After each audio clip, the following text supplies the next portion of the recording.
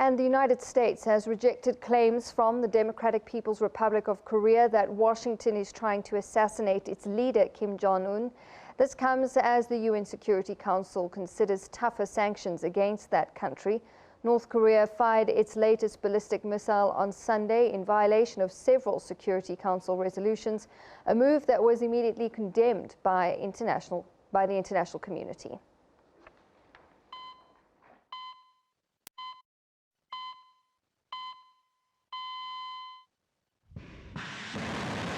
This was Pyongyang's latest missile test, flying 787 kilometers and reaching an altitude of over 2,000 kilometers, with concerns that the country is making quick strides towards an intercontinental ballistic missile.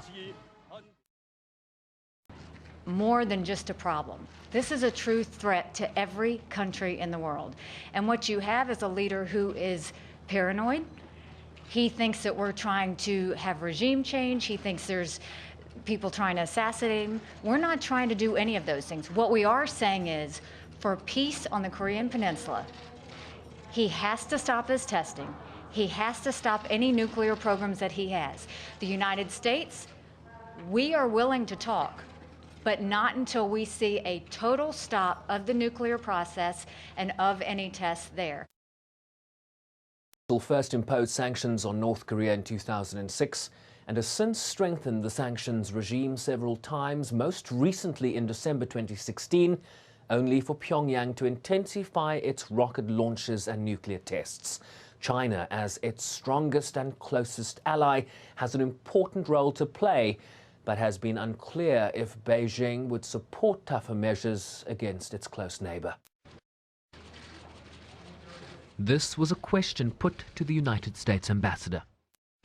Did something else, and if it looked to be long range, which this does, and if it looks like it is proactively leaning towards an ICBM, which it does, then we would take action. And so I believe that China will stay true to that and that we'll come together on how we're going to do that.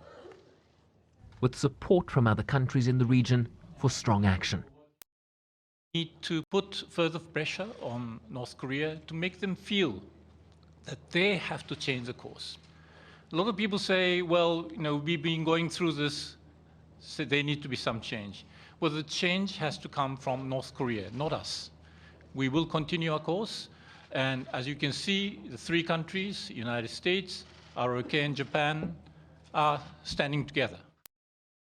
Our new president made it clear that he will resolutely respond to whatever provocation by North Korea, and that a dialogue is possible only if and when there is a change in North Korea's behavior.